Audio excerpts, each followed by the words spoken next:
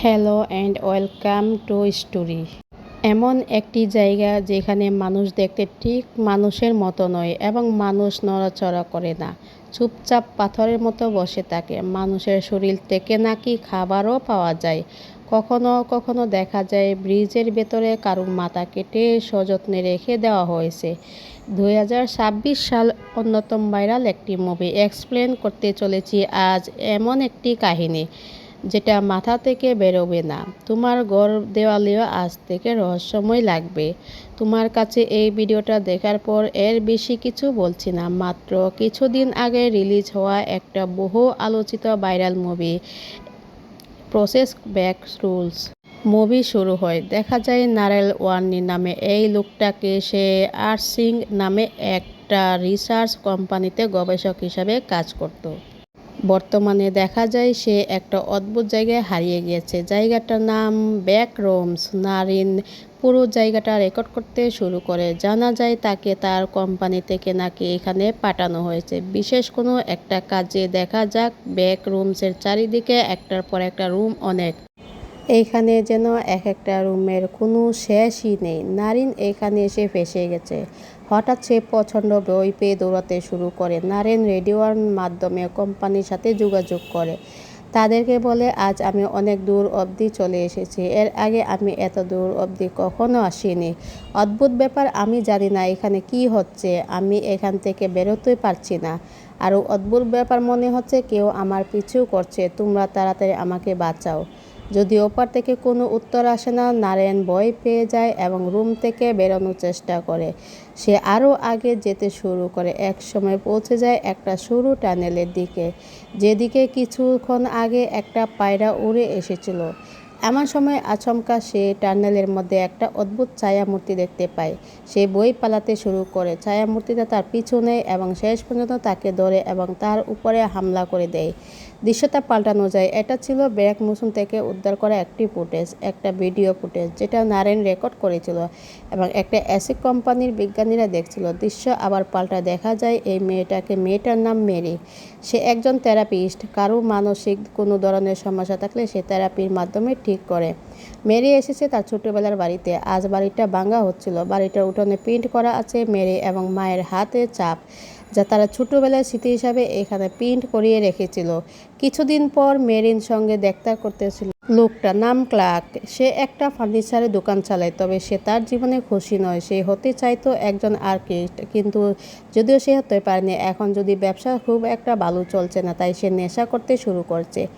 এমন কিছুদিন আগে তার স্ত্রী বারবার সঙ্গে তার ঝামেলা হয় এবং তার স্ত্রী তাকে ঘর থেকে বের করে দেয়। সে মেরিন কাছে থেরাপি নিতে এসেছে। মেরিন এই সবটা বলার পর মেরি বলে, আমরা অনেক সময় এমন ভুল করে থাকি যে সব ভুলগুলো থেকে আমাদের শিক্ষা নেওয়া উচিত। তুমি নিজের স্ত্রীর কাছে ক্ষমা চেয়ে নাও। তুমি ভাবো আমি তোমার স্ত্রী, তোমার কাছে ক্ষমা চাও। ক্লার্ক তার ভুল স্বীকার করে না এবং সব দোষ তার স্ত্রীর উপরে দিয়ে দেয়। ক্লার্ক বলে, যেদিন আমাকে ঘর থেকে বের করে দেওয়া হয়েছিল সেদিন আমি নেশা করেছিলাম। আমার স্ত্রী বারবার তখন ঘুমাচ্ছিল, কিন্তু ভুল করেও আমার হাত থেকে একটা গ্লাস পরে ভেঙে যায়। বারবার নিচে আসে। আমাদের মধ্যে হাতাহাতি বাড়িয়ে দেওয়ার ক্লক তখন প্রতিদিন বেসমেন্টে থাকে। কিছুদিন ধরে বেসমেন্টে লাইটে কিছু সমস্যা দেখা দিচ্ছিল। ব্ল্যাক এই ইলেকট্রিক লক্ষ্য করে ফিউজ বক্সের বেশিরভাগই সুইচ স্বাভাবিক ডিরেকশনে নেই। অন্যদিকে কেমন রয়েছে, ইলেকট্রিশিয়ান বলে এই ফিউজ বক্স দিয়ে কিন্তু কারেন্টে যাবে না। আমার মনে হয় বাক্সের ভিতরে কিছু একটা আটকে আছে। পরের দিন রাতে সে যখন বেসমেন্টে শুয়ে টিভি দেখছিল, হঠাৎ করে টিভির মধ্যে একটা ভিডিও রেকর্ডিং চালু হয়ে যায়। রেকর্ডিংটা ছিল ব্যাক্স মুন এর। দেখা যায় দরজার পাশে দাঁড়িয়ে একটা ছায়া মূর্তি। হঠাৎ তার টিভিটা বন্ধ হয়ে যায় আর অদ্ভুতভাবে আলো জ্বলতে নিতে শুরু করে। সে ফিউজ বক্সটি ঠিক করতে যায় এবং পুরো দোকানে লাইট জ্বলে যায়। ক্লার্ক বেসমেন্টে ফিরে যাওয়ার সময় হঠাৎ করে দেওয়ালের মধ্যে লক্ষ্য করে একটা সরু ফাটল, যার উপর থেকে আলো আসছিল। কৌতূহলবশত দেয়ালের কাছে যায় এবং দেয়ালে হাত দিতে হঠাৎ ক্লার্ক দেয়ালের ভিতরে ঢুকে যায়। মানে সে দেয়ালের ওই পারে চলে যায় এবং সোজা গিয়ে ব্ল্যাক রুমে ব্ল্যাক চারিদিকে শুধু দেখতে পায় এক গাদা ফার্নিচার, যে ফার্নিচারগুলো অদ্ভুতভাবে ভালোভাবে সাজানো। আসলে ব্ল্যাক রুম ছিল এমন একটা জায়গা যেখানে মানুষ তাদের বিভিন্ন স্মৃতি, যেমন ভয়ের স্মৃতি, দুঃখের স্মৃতি, অপরাধবোধ, সব কিছুকে ব্ল্যাক রুমের মধ্যে দেখা যায়। আরও সহজ ভাষায় বলতে গেলে মনে কারো এমন একটা খুনি আমার খুনের মানসিকতা আছে, আমি মানুষ দেখলে মারতে ইচ্ছে করে, সে খুন করার পরে আমার মধ্যে বয়ে থাকে যে আমি ধরা না পড়ে যাই। এই খুন করার মানসিকতা একটা অপরাধ পড়ার বই, সমস্ত কিছু আমি ব্ল্যাক রুমের মধ্যে গেলে দেখতে পাবো। অর্থাৎ ব্ল্যাক রুমে এমন একটা জায়গা যেখানে মানুষের বিভিন্ন অনুভূতি, ইমোশনাল, সেটা বই হোক বা দুঃখ হোক, সমস্ত কিছু মানুষ সরাসরি দেখতে পায়। আর ব্ল্যাক যেহেতু ফার্নিচার আসবাবপত্রের দোকান চালাতো, তাই সে এই রুমের ফার্নিচার দেখতে পায়। ব্ল্যাক এই জায়গা দেখতে অবাক হয়ে যায়। পুরো ব্ল্যাক রুমে ঘুরে ঘুরে দেখতে থাকে। হঠাৎ এক সময় একটা মৃত পায়রা দেখতে পায়, যেটা এক সময় নারায়ও দেখেছিল। এমন সময় কিছুটা দূর থেকে একটা অদ্ভুত আওয়াজ শুনতে পায়। সে আরও কিছুটা এগিয়ে গেলে খুঁজে পায় একটা শোরুম বেড, যেখানে রাখা ছিল একটা ব্যাগ। ব্ল্যাক ব্যাগ খুললেই খুঁজে পায় নারীদের ফেলে রাখা কিছু জিনিস এবং তার একটা আইডি কার্ড। ব্ল্যাক বেন্টের ভিতরে ঢুকে পড়ে এবং ঘরের অন্য পাশে গেলে পৌঁছে যায় আরও একটা রুম। সে দেখে মেঝের মধ্যে আটকে রয়েছে জুতো, চেয়ার। অদ্ভুত লাগে ব্ল্যাকের, কি হচ্ছে এসব এখানে। তখনই সে আরও বেশ কয়েকটা শোরুম দেখতে পায়, বেন্ট দেখতে পায়, তার মধ্যে ফার্নিচার, আসবাবপত্র রাখা ছিল। ঠিক সেই মুহূর্তে দূরের একটা টানেল থেকে ভেসে আসে একটা পায়ের আওয়াজ। ক্লার্ক টানেলের কাছে গেলে দেখতে পায় এক অদ্ভুত ভয়ঙ্কর প্রাণী। প্রচণ্ড ভয় পায় ক্লার্ক। সে প্রাণ বলে দৌড়াতে থাকে, কিন্তু ব্ল্যাক মুন থেকে বেরোনোর কোনো রাস্তায় খুঁজে পায় না। যদি অনেক কষ্টে শেষমেশ যাত্রা বেঁচে যায় ক্লার্ক, সে বুঝতে পারে দেওয়ালের একটা নির্দিষ্ট জায়গা গেলেই শুধুমাত্র ব্ল্যাক রুম থেকে বেরানো যায়। এমনকি ব্ল্যাক রুমের জিনিসও বাস্তব দুনিয়া নিয়ে আসা যায়। তবে অদ্ভুত ব্যাপার হলো, দোকানে ফিরে আসতে দোকানের সরু ফাটলটা অদৃশ্য হয়ে যায়, যেটা দিয়ে ব্ল্যাক মুন্সে প্রবেশ করেছিল। তবে ব্ল্যাক জানতো না যে সে যতক্ষণ অবিরব্ধ রুমে এসেছিল, সেই পুরো সময়টা আশিক কোম্পানি বিজ্ঞানীরা তার উপর নজর রাখছিলেন। ফিল নামে একজন বিজ্ঞানী সিক্রেট ক্যামেরার মাধ্যমে ক্লার্কের ব্ল্যাক রুমের ফুটেজ দেখতে থাকে। হতে পারে ব্ল্যাক ক্যামেরাম্যানটা দেখছিল সে কোম্পানির লোকেরাই হয়তো লাগিয়ে রেখেছে। পরের সপ্তাহে ক্লার্ক আবার মেরিন সাথে দেখা করে এবং মেরিনকে ওই অদ্ভুত ব্ল্যাক রুম সব ব্যাপারে সব খুলে বলে। সে মেরিনকে বলে আমার বেসমেন্টের মধ্যে দিয়ে এক অন্য দুনিয়া যাওয়া যায়, যেখানে সব কিছু অদ্ভুত। এমনকি তাকে ব্ল্যাক রুমের একটা ম্যাপও দেখায়। যদিও ব্ল্যাক রুম কোনো কথাই বুঝতে পারে না, সে বলে তুমি নিশ্চয়ই আমার নেশা করেছো, তাই ভুলভাল জিনিস দেখছো। এসব কিছুই সত্যি না, কল্পনা। ক্লার্ক এক বুড়ির বাড়ি যায় এবং তাদের আওয়াজ রাতে ওভারটাইম করার কথা বলে এবং এটাও বলে তোমরা যদি আজকে ওভারটাইম করো তোমাদেরকে বেশি টাকা দিব।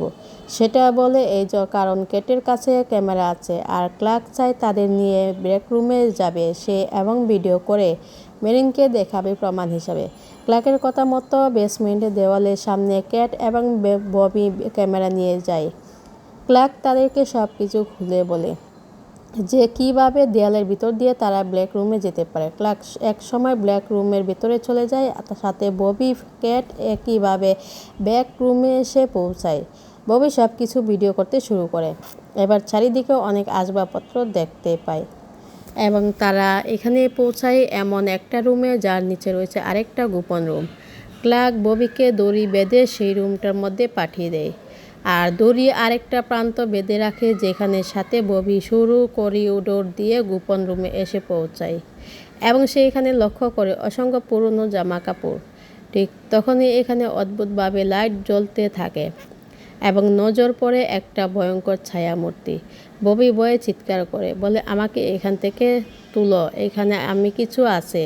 ক্লার্ক তাকে টেনে তুলে, তবে কিছুক্ষণের মধ্যে নিজের রুমে থাকা ওই প্রাণীর ববির উপর আক্রমণ করে এবং তাকে টেনে নিয়ে আসে নিচের রুমে। ক্লার্ক এবং ক্যাট ববিকে বাঁচাতে চাইলেও টানাটানিতে তারা নিজের গোপন রুমটার মধ্যেই পড়ে যায়।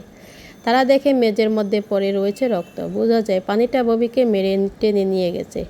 এই রুম দিয়েই ক্যাট ববিকে খুঁজতে চলে গেলে ক্লার্ক ববির ক্যামেরা নিয়ে ক্যাটকে খুঁজতে খুঁজতে এসে পৌঁছায় একটা ক্রসিং টির সামনে। অদ্ভুত ব্যাপার, সেই টির পাশে একটা হুইল চেয়ার বসা মানুষের মতো দেখতে ভয়ঙ্কর প্রাণীকে দেখতে পায়। ঠিক তখনই আরেকটা মেয়ে এসে তাকে তাড়া করতে শুরু করে। এই মেয়েটা মানুষের মতোই দেখতে, কিন্তু আচরণ অদ্ভুত দেখে মনে হচ্ছিল জম্বি জাতীয় কিছু একটা। ব্ল্যাক মারাত্মক ভয় পেয়ে যায়, দৌড়াতে শুরু করে এবং দৌড়াতে দৌড়াতে সে আটকে পড়ে। ব্ল্যাক রুমে আরেকটা বন্ধ করে। ঠিক তখনই দেওয়াল ওপাশ থেকে সে কেটেল গলা আওয়াজ শুনতে পায়। ক্লার্ক ববির ক্যামেরা একটা টেবিলে রেখে দেওয়ালের কাছে গেলে সে ক্লার্ককে দেখতে পায় না, কিন্তু ক্যাট ওপার থেকে পরিষ্কার ব্ল্যাককে দেখতে পায়। ক্যাট বলে, আমার সামনে একটা কাচের দেওয়াল আছে। কিন্তু ক্লার্ক তো কিছুই বুঝতে পারে না, কারণ তার সামনে কোনো কাচের দেওয়াল নেই এবং ক্লার্ক বুঝতে পারে না যে এসব কিভাবে হচ্ছে। তারা দুজনেই একই দেয়ালের সামনে দাঁড়িয়ে আছে, অথচ দুজনের দেওয়ালটাই অন্য আলাদা। কেমন সময় টেবিল থেকে কেউ একজন ববির ক্যামেরাটা তুলে নেয় এবং দেয়ালের ওপাশ থেকে ক্যাট চিৎকার করে ক্লার্ককে বলে, ক্লার্ক তোমার পেছনে তাকাও, এখানে কি কেউ আছে? কি হলো? এরপর সেটা আর দেখানো হয় না, দৃশ্য পাল্টে যায়। কিছুক্ষণ পর সময় মেরি ক্লার্কের থেকে একটা অদ্ভুত ভয়েস মেল পায়। সেখানে ক্লার্ক জানায়, আমি আর ফিরব না এখান থেকে, আমি ব্ল্যাক রুমেই থাকব।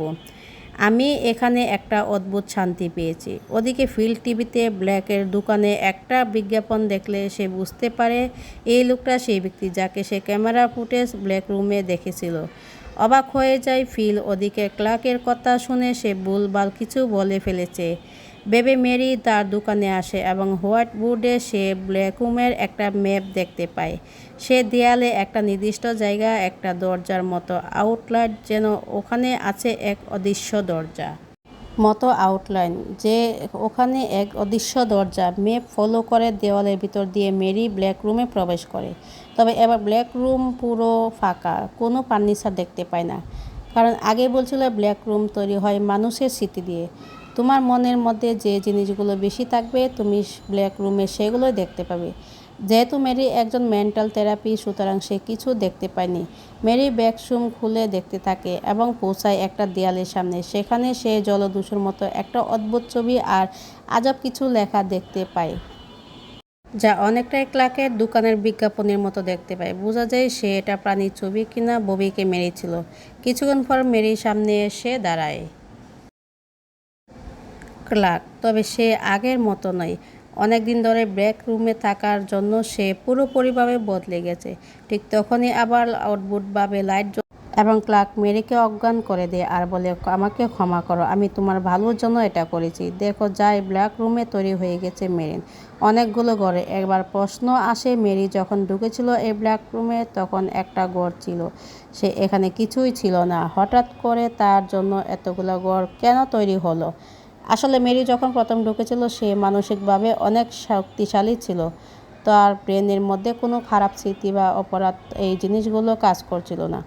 যেহেতু সে বাইরে শুধুমাত্র বিজ্ঞাপনটাই দেখে এসেছিল, সুতরাং সে ঘরে ঢুকেও শুধুমাত্র স্মৃতি হিসাবে তার বিজ্ঞাপনটাকে দেখতে পায়। এখন মেরি ভয় পাচ্ছিল, সুতরাং মেরির বিভিন্ন স্মৃতি এখানে ব্ল্যাক রুমের অংশ হয়ে গেছে। দেখা যায় মেরির জ্ঞান ফিরে আসে। সে দেখে ব্ল্যাক তাকে একটা চেয়ারে বেঁধে রেখেছে। তার পাশে রয়েছে তিনটে অদ্ভুত মানুষ, দেখতে আজীব, নড়াচড়া করছে না। মেরি তাদের দেখে ভয় পেয়ে যায়। ক্লার্ক বলে, এরা আমার মতো ব্ল্যাক রুমসে এসেছিল, কখনো এদের প্রতিরূপ এখানে বেশে রয়ে গেছে, আর এই শরীরগুলো হচ্ছে ওদের প্রতিরূপ। সহজভাবে বলে, ধরো তুমি একবার ব্ল্যাক রুমে এসেছো এবং তোমার স্মৃতি ব্ল্যাক রুমে কপি করে রেখে দেয় এবং তারপর তোমার শরীরটা সে ব্ল্যাক রুম শহর থেকে যায়। কিন্তু ব্ল্যাক রুম কোনো মানুষকে পুরোপুরি কপি করতে পারে না। ব্ল্যাক রুমের মধ্যে কিছু ভুল ত্রুটি থেকে যায়, যেমন এদের মধ্যে কারোর চোটা খুব আছে, আবার কারোর মুখটাই বেঁকা। ব্ল্যাক রুমের মনে রেখে দেয়, তার একটা কপি বানিয়ে রেখে দেয়। যদি শরীরগুলোর মধ্যে কোনো অনুভূতি থাকে, নড়তে থাকে, তারা ব্যথা, ভয়, আনন্দ, দুঃখ কিছু অনুভব করতে পারে না। প্রমাণ হিসেবে ক্লার্ক তাদের মধ্যে একজন ছুরি দিয়ে কেটে দেখায় আর বলে, দেখো এরা মানুষের মতো, কিন্তু মানুষ তো নয়, এটা সাদা খাবারের মতো পদার্থ দিয়ে তৈরি। সেই বড় লোকটার শরীর থেকে এক টুকরো খাবার সে মেরিকে দেয় এবং তার ফ্রিজ খুলে একটা ভয়ঙ্কর দৃশ্য দেখায়, যে দেখা যায় কেট মারা গেছে এবং তার কাটা মাথাটা ফ্রিজে রাখা হয়েছে। তো আর যখন কথা বলছিল ঠিক তখনই মানুষের মতো দেখতে অদ্ভুত মেয়েটা সেখান থেকে পালিয়ে যায়। যে আগে নড়াচড়া করতে পারছিল না, তারা বুঝতে পারে এই ভয়ঙ্কর প্রাণীটা এতটা এখানে এসে পড়েছে। সে দেখতে অনেকটা ক্লার্কের মতো, ওই জলদস্যু মাস্টারকান্ডের মতো, কিন্তু চেহারা বিশাল। ক্লার্ক এমনভাবে ওই প্রাণীটাকে শান্ত করার চেষ্টা করে যেন সে একে অনেক দিন ধরেই চিনে। সে প্রাণীটাকে বলে, চিন্তা করো না। মেরি বলছে, আমাদের বদলানোর দরকার নেই, আমরা যেমন আছি ভালো আছি। তবে প্রাণীটা তার কথা শুনে না, সে ক্লার্কের উপর ঝাঁপিয়ে পড়ে। তাকে নির্মমভাবে হত্যা করে, অনেকটা দেওয়ালের সেই ছবিটার মতো যেটা মেরি একটু আগে দেখেছিল। এরপর সে মেরিকে তাড়াতাড়ি করতে শুরু করে এবং মেরির প্রাণ বাঁচাতে দৌড়াতে শুরু করে। একের পর এক অদ্ভুত জায়গায় পৌঁছায়। জায়গাগুলো ঠিক একই রকম ছিল যেখানে সে ছোটোবেলা থাকতো। দৌড়াতে দৌড়াতে এক সময় সে এমন একটি জায়গায় আটকা পড়ে যেটাতে দেখতে অবিকল কাকের দোকানের মতো, তবে এখান থেকে বাইরে বেরোতে পারে না। সে আসলে এই জায়গাটা ক্লার্কের স্মৃতি থেকে তৈরি হয়েছে। এতক্ষণ এই ভয়ঙ্কর প্রাণীটা তাদের কাছাকাছি চলে আসে। হামলা করতে মেরি প্রচণ্ড ভয় পেয়ে যায়। সে পালানোর চেষ্টা করে, কিন্তু প্রাণীটা তাকে ধরে ফেলে। ঠিক তখনই মেরি ছোট্টবেলার বাড়ির ধ্বংসশেষের থেকে আসা একটা করিডোরের টুকরো দিয়ে প্রাণীটার মুখে আঘাত করে। করিডোরের টুকরোটা তার মা এবং তার হাতের ছাপ খোদাই করা ছিল, যেটা একদম মুভির মতো প্রথমে দেখেছিলাম। আর তখনই একটা অদ্ভুত অ্যালার্ম শুরু হয়ে যায়। আগে থেকে অ্যাক্সিং কোম্পানি সেট করে রেখেছিল প্রাণীটাকে শেষ করার জন্য। বিভিন্ন ট্যাঙ্ক থেকে গ্যাস বেরোতে থাকে এবং ওই প্রাণীটা অজ্ঞান হয়ে যায়। মেরি একটা সরু করিডোর দিয়ে বাইরে বেরিয়ে আসে। তার সাথে দেখা হয় কোম্পানির বিজ্ঞানীদের, যারা এক ধরনের বিশেষ স্যুট পরে এসেছিল। মেরি বাইরে আসতে তারা তাকে অজ্ঞান করে দেয়। মেরির কিছু টেস্ট করার পর বিজ্ঞানীরা জিজ্ঞাসা করার জন্য তাকে নিয়ে যাওয়া হয়। তার দেখা হয় ফিরের সাথে। জানা যায় কোম্পানির ব্ল্যাক রুমে থাকা সেই প্রাণীটাকে ইতিমধ্যে ধরে ফেলেছে এবং তার উপর পরীক্ষা নিরীক্ষা চলছে। ফিল বলে, আমরা আগে AI মেশিন তৈরি করতাম, কিন্তু এখন একদিন হঠাৎই আমরা ওই ব্ল্যাক রুমটা খুঁজে পাই। এখন আমরা ব্ল্যাক রুমের এই রহস্য বোঝার চেষ্টা করছি। ফিল জানতে চায় মেরি ওখানে কি রেখেছিল। মেরি ব্ল্যাকের কথা মতো বারবার মনে করে আর বলে, ব্ল্যাক রুম যেন পৃথিবী একটা ভাঙা অংশের মতো, একটু অগোছালোভাবে মনে রাখা একটা কপি, যেন কেউ বা কারা পৃথিবীর বিভিন্ন মানুষের স্মৃতিকে ওখানে ধরে রাখার চেষ্টা করছে। পৃথিবীতে মানুষের নকল বানানোর চেষ্টা করছে, কিন্তু পুরোপুরিভাবে নকল করতে পারে না। এই জন্য মেরির ছোটোবেলার যা গড় ক্লার্কের দোকান যেখানে আছে, কিন্তু অগোছালো, অদ্ভুত, এমনকি মানুষেরাও অদ্ভুত। মেরি জানতে চায়, আপনারা কখন আমাকে ছাড়বেন? ফিল কোনো উত্তর দেয় না, শুধু বলে, এই সিদ্ধান্ত আমাদের হাতে নেই। ওদিকে ব্ল্যাক রুমস বিভিন্ন জায়গায় মেরির স্মৃতি তার অতীত ট্রমার রূপ নিতে শুরু করেছে। আসলে ছোটবেলায় মেরির বাড়ি ভেঙে ফেলা হয়েছিল। সে বাড়িটার সঙ্গে তার অনেক স্মৃতি জড়িয়েছিল। বাড়িটা হারানোর জন্য গভীর মানসিক আঘাত পায় এবং দেখা যায় বাড়িটার স্মৃতি এখনও তাকে তাড়া করে বেড়াচ্ছে। ব্ল্যাক রুমের কিছু অংশে সেই স্মৃতির প্রতিফলন দেখা যাচ্ছিল। এছাড়া তার মা এক রুম বারিয়াম ভুগতেন হলো একটা মানসিক সমস্যা, যেখানে মানুষ খোলা জায়গায় অনেক লোকজন বাড়ির বাইরে যাওয়া এসব অত্যন্ত ভয় পায়। মানুষ একটা জায়গায় কোনো কোণঠাসা হয়ে বসে থাকে। তার মায়ের অবস্থা পরবর্তীতে এতটাই খারাপ হতে শুরু থাকে, শেষ পর্যন্ত একটা মানসিক হাসপাতালে পাঠানো হয় এবং তারপর থেকে সেই ঘরে একাই থাকতে শুরু করে, যার ট্রমা এখনও রয়ে গেছে। আর ব্যাকউসম সেইগুলোকে কপি করে রেখেছে। একদম শেষ দৃশ্যে দেখা যায় একটা রুমে মেরি একা বসে আছে, তবে সে এখনও দেখতে অদ্ভুত। অর্থাৎ এটা নয় তার নকল, যেটা কিনা ব্ল্যাক রুমস তৈরি করেছে। সে বাকিদের মতো নড়াচড়া করতে পারে না, কথা বলতে পারে না, অর্থাৎ চুপচাপ বসে থাকে। অর্থাৎ মেরিকে তো বিজ্ঞানীরা শারীরিকভাবে ব্ল্যাক রুমস থেকে উদ্ধার করেছিল, কিন্তু মেরির স্মৃতির ট্রমা এখনও ব্ল্যাক রুমসের মধ্যে আটকে আছে এবং মুভিটা এখানেই শেষ হয়।